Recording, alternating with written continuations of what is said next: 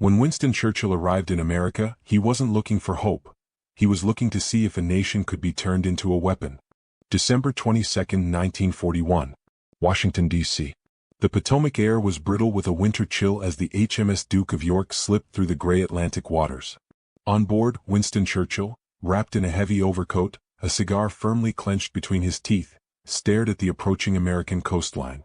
For 2 years, Britain had stood as a lonely fortress against the Nazi tide, her cities charred by the Blitz, her resources bled dry. But 2 weeks ago the world had shifted on its axis. Pearl Harbor was in ruins and the Great Republic, as Churchill called it, was finally at war. As he stepped onto the tarmac to be met by Franklin D. Roosevelt, the tension in Churchill's chest was palpable. He wasn't just here for a diplomatic visit. He was here to see if the rumors were true. He needed to know if the American industry, a system of Sears catalogs and car factories, could truly be forged into a sword capable of decapitating the Third Reich. The emotional stakes were total. If America could not mobilize, Britain would eventually starve or break. Churchill arrived in Washington with a map of a world in flames, but Roosevelt greeted him with something different, a blueprint for a machine the likes of which history had never seen.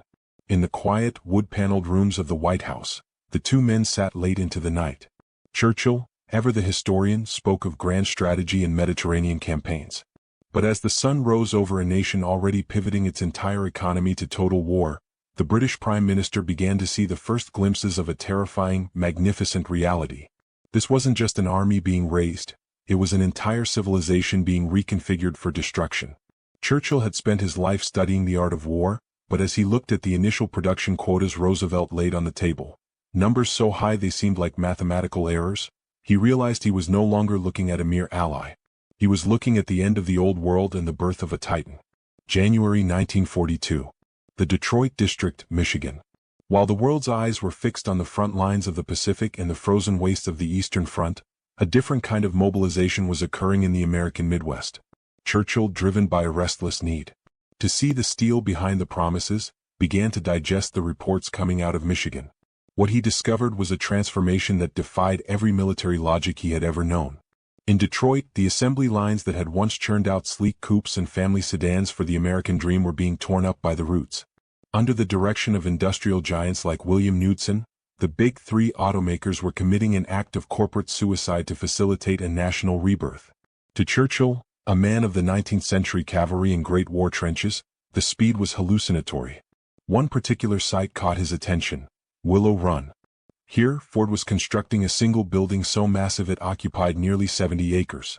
It wasn't designed to build cars, it was designed to build the B-24 Liberator, a 4-engine heavy bomber, at a rate of 1 per hour. At the time, British aircraft production, though heroic, was a matter of painstaking craftsmanship and localized workshops.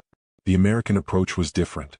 It was brutal, standardized, and fueled by an almost limitless supply of raw material and electricity. Churchill watched from afar as Roosevelt transformed the American economy into a command system that retained the ferocity of capitalist competition.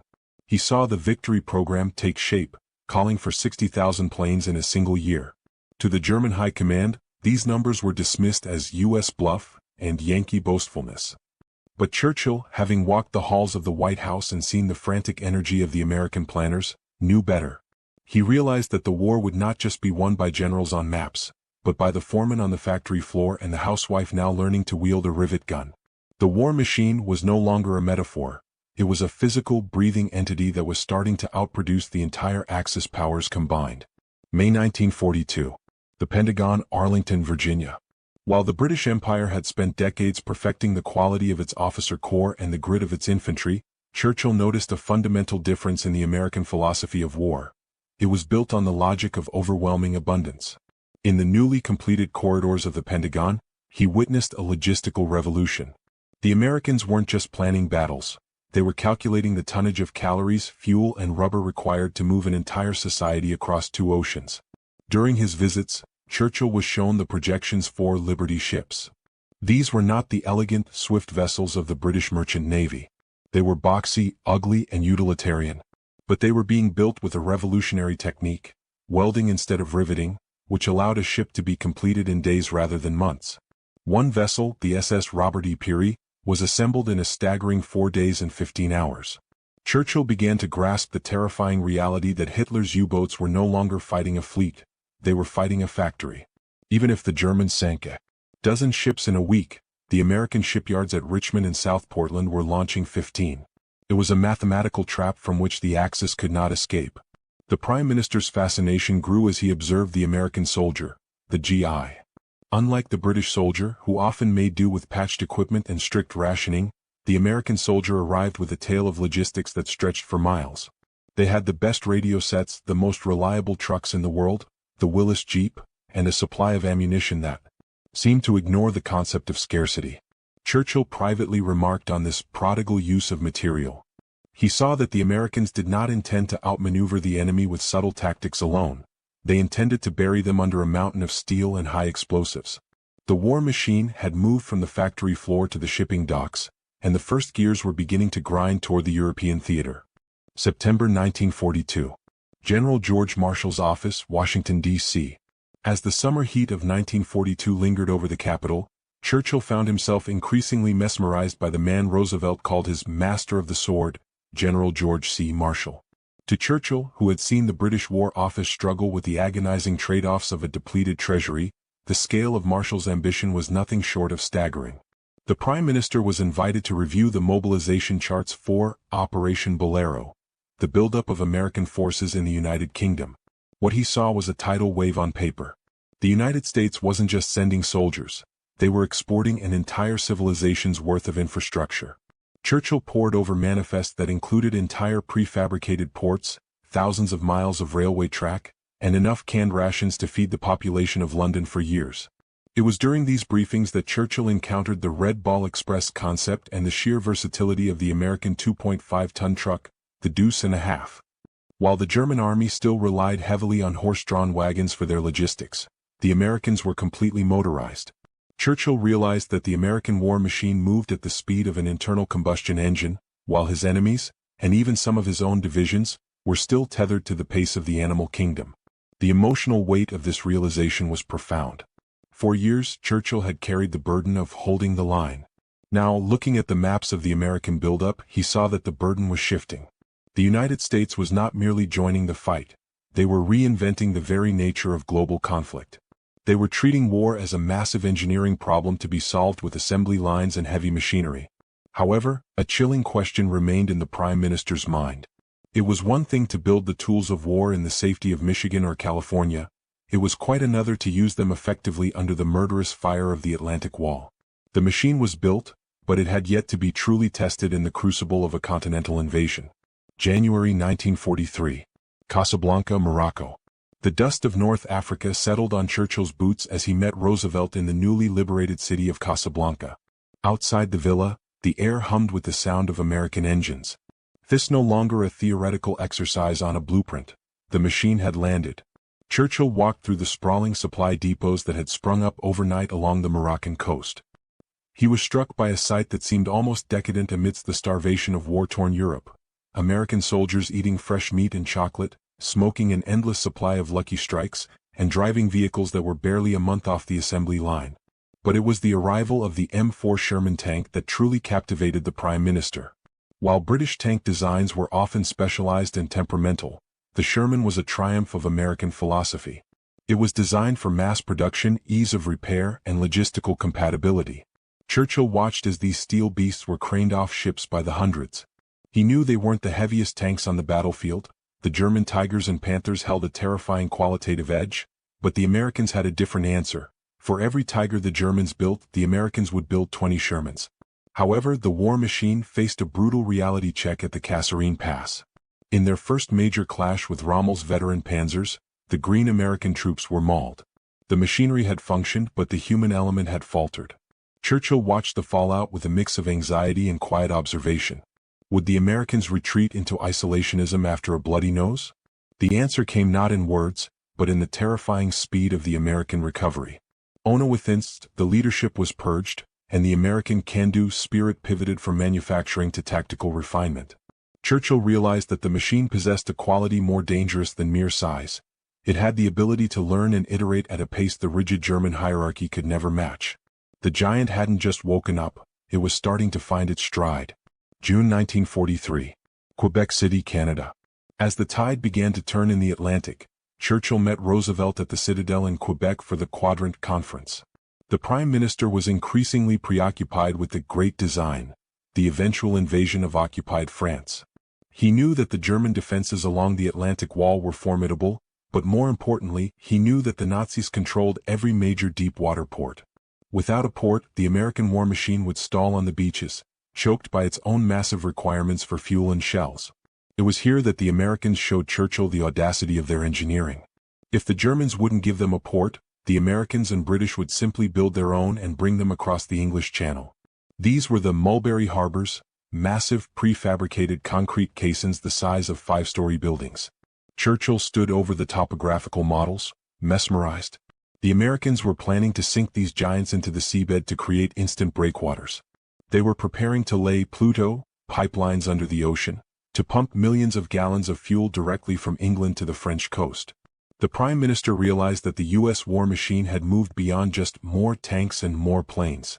It was now operating on a level of creative destruction that ignored the traditional constraints of geography. To the Americans, the English Channel wasn't a moat, it was a highway. The cliffs of Normandy weren't an impasse, they were a construction site.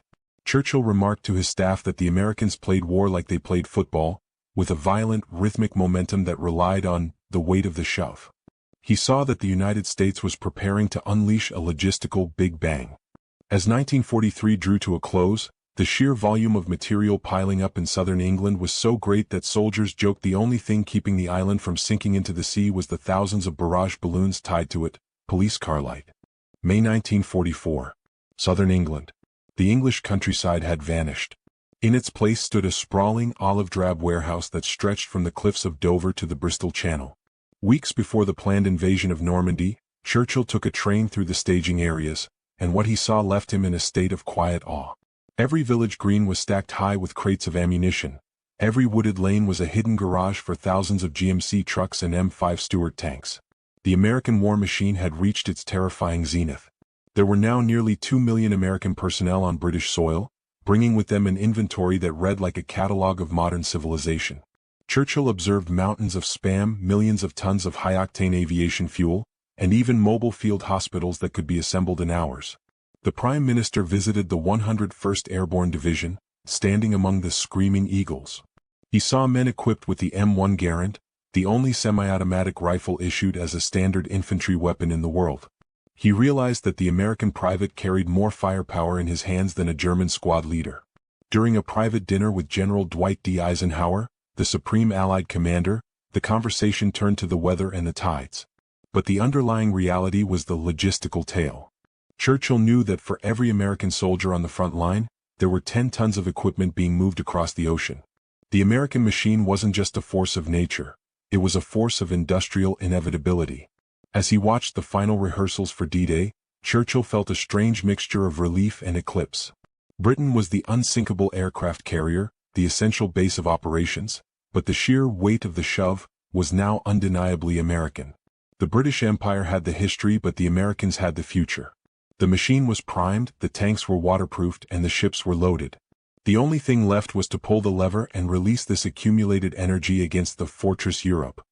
June 6, 1944. The English Channel.